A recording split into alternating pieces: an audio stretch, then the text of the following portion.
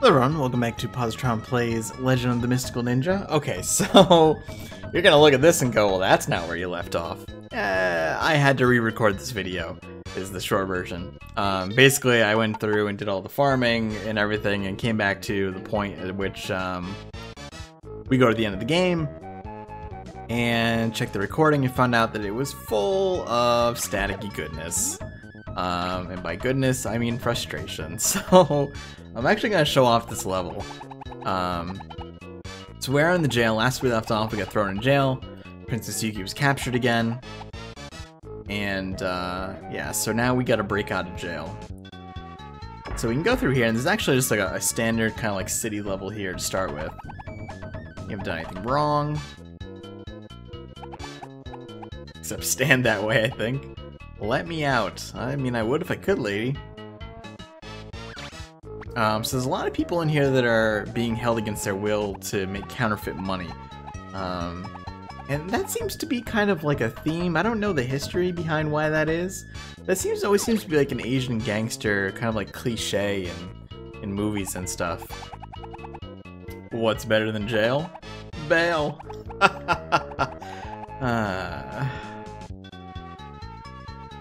I wonder if that guy is like one of the developers.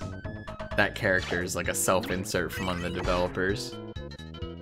So we actually got both judo studios here. If you go here and then, whoops. Oh, I'm gonna have to rebuy some stuff here probably. Yeah, so you can get all the judo powers here, which I did, you can see. I spent a lot of time farming basically, and got pretty much everything. And you're wondering too how I have so much health. While I was looking around to see, you know, like what's the best way to do farming in this level. Alas, help has arrived, except I can't actually save you. I'm sorry. Yeah, so I was looking around to find out, you know, like, whoa, that was a weird little, like, clip glitch there. Let me finish that statement in a minute here. When we come in here, we find out this is the true ruler of the castle. The castle is overrun by the Hanyas. They're allowed to continue. The end for all of us is a secret passage in the wall of the prison you are in. Will lead you out. Now, I don't actually know if you can just do that right from the start, or if you have to come and talk to him first. But speaking of hidden passageways, there is one around there. It is. Yeah, so I was looking around for, you know, like how do you farm in this level, because I needed to buy armor and pizza and things like that. Especially because I was on 0 lives, so I basically had to take a death. And in fact, this is not, oh, you know what, maybe this would be a good opportunity to show it off. Since this is kind of a non-standard video as is here. But if we go here, we'll show off these houses first. And I will have to rebuy things, that's not a big deal. Alright. So there's a shop here. Yes. I'm gonna buy as much of this stuff as I can. Good.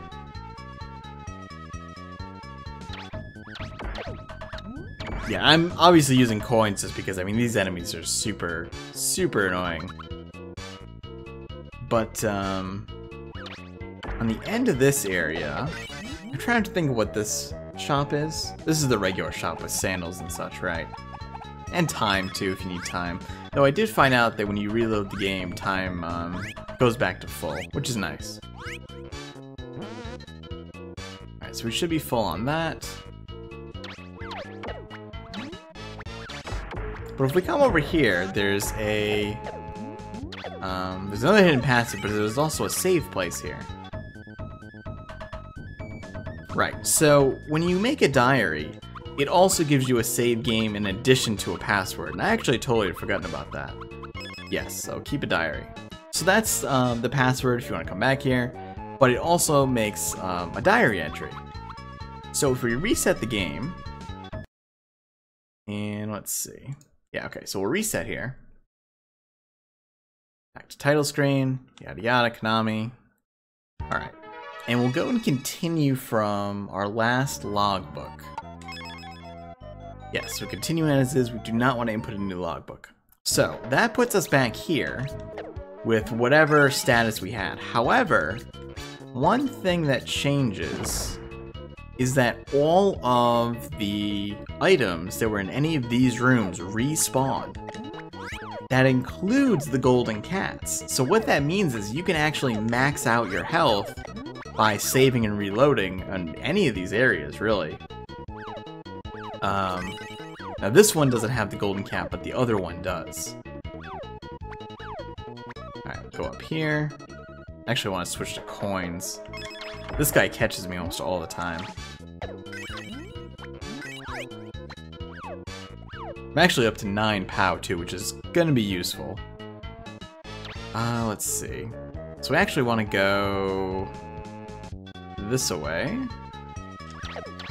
I need to go back to where the king is here. Or the emperor, I suppose, would probably be. Let's see, there it is. So this is the one that has the golden cat in it. Yeah, so we go in here. We get this. Hop over these. And there is the golden cat. Which is nice. So I've got max health now, the highest possible amount. And I will go back and I will buy... What do we have for armor right now? I've only got 2. Yeah, I've taken a lot of hits here. Let's go back, we'll fill up on sandals. Yes. The hidden passageways too are actually really good for getting through this area, because this area is kind of a pain in the butt. A lot of these enemies kind of hit you across multiple planes like that. So I just lost another sandal. I probably won't go and buy another one. We don't need this. Although I suppose I have to go back through this section anyway. I will buy armor though. I don't think I need helmets. Helmets actually turn out to be incredibly important in this level. Entirely for the final boss, which I had originally, oh my goodness, I'd originally forgotten how to fight. Do I still have 3 armors? No, that would actually took my last hit of that previous one.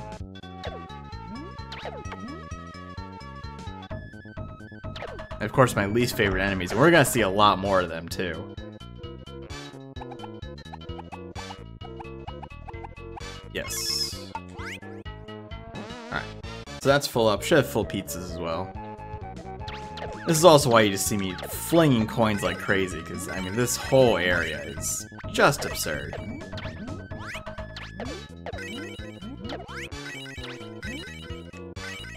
I didn't buy more sandals, and I probably should have. Where are you? There it is.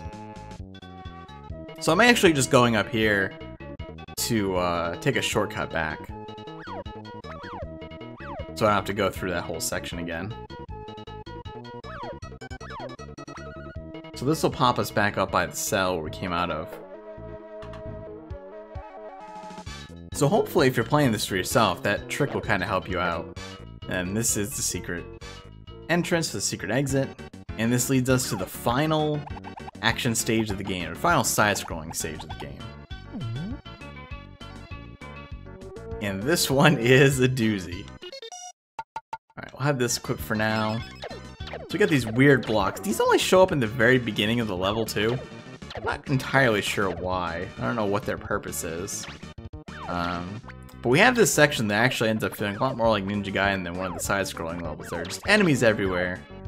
It's all very fast-paced. A lot of roof jumping. Now, there are golden cats in this level. I don't remember. I think one is here. Yeah. So those will give you health refills in addition to giving you more max health if you don't have max yet.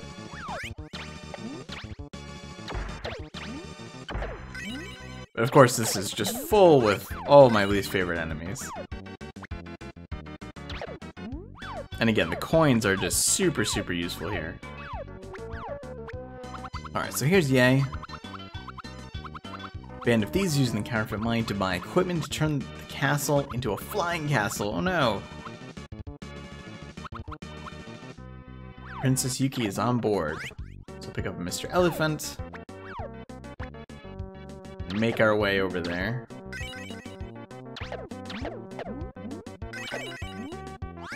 Now this is actually kind of a tricky section because these ladders are not really ladders. They're basically just vertical segments you can climb, which means you can slide off of them. And these platforms, when you step on them, they'll disappear. So what I would recommend is using your flight power, because falling means you land on those sharp bamboo, and those basically have no, you get no invincibility frames from those, essentially.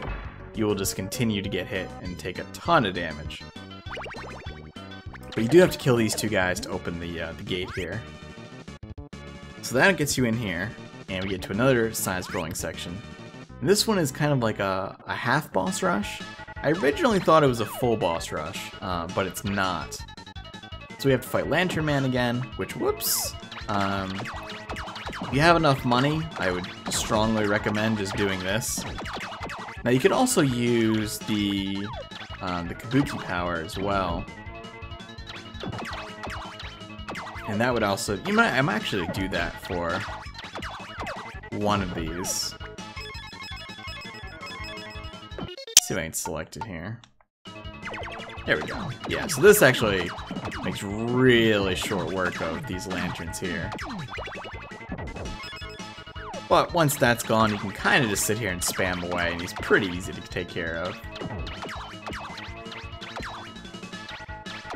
Alright, so that takes care of that boss. But we've got one more to fight. Now we don't have to fight the first phase of this boss, just the second phase. Again, coins or the shurikens if you're playing as Dr. Yang are your friends here. Guys, pretty easy as long as you can keep your distance.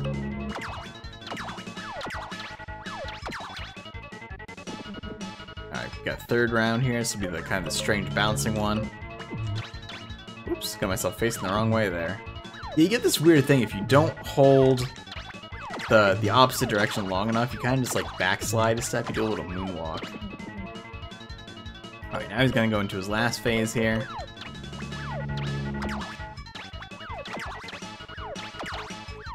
Tempted to use another invincibility power,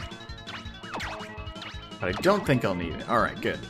Actually doing much better than I did the first time. I mean, obviously, it makes sense. Alright, so now we get the final boss. Final boss is a huge pain. If you hit the mount, it does nothing. So what you have to do is it's basically like the ghost fight. You have to knock the arrows back into the mount. And this is the only way to damage it. Now the interesting thing is if you use the Kabuki power, your hair is actually too tall. Wow, I am doing so much better on this. That's actually really funny. This is also why the helmets are important. But yeah, your hair is too tall, and it'll constantly hit them above the range to hit the head, and you'll do no damage. There we go. I'm actually amazed that I'm tempted to almost splice in. The other recording wasn't kind of just toast. The amount of times I missed these shots is staggering. I finished the first battle with about, I think, one hit left. That's incredible. I'm almost mad. Well, now that I've got all this power left over, we're just gonna do this and just brutalize this guy. Little head-banging disaster there. And he flies out of that giant suit of armor and runs away. Yeah, I don't think you have the guts.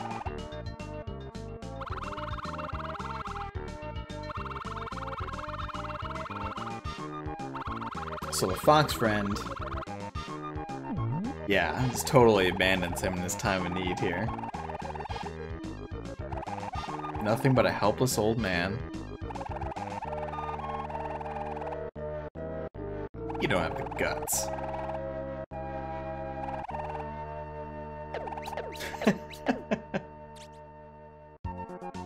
And we rescue the princess. Turns out he really was a helpless old man. And we finish with 5 POW and 555 on the timer. How weird. But yeah, that's Legend of the Mystical Ninja. Hope you enjoyed it. Still a game I love. I think the final boss is kind of obnoxious. It's probably why I haven't beaten the game that often. Though once you know how to do it, it's not that bad, I suppose. And farming plays a big part of it too, especially in that last level. You really want to farm up in that last level, or just get to that last level with more equipment. Yeah, I wish they localized more of these games. I think it's a very fun series. I mean, I definitely like the first N64 game. The second N64 game was a side-scroller. I remember it being okay. I don't know if I ever beat it though. I do recall renting it though. That's actually Goemon's Great Adventure. I misspoke in like the first episode. The first N64 game I think is actually just called Mystical Ninja Starring Goemon. Because they wanted to name it the same as kind of like the SNES one, which didn't do well. The Super Nintendo game, this game did not do very well when it came out back then, which is unfortunate. We got our nice end screen here. Princess Yuki has Koban Cat. I don't know if he's happy or trying to escape. But yeah, that'll do it for now. I hope you enjoyed it. Thanks for watching, and I'll see you soon.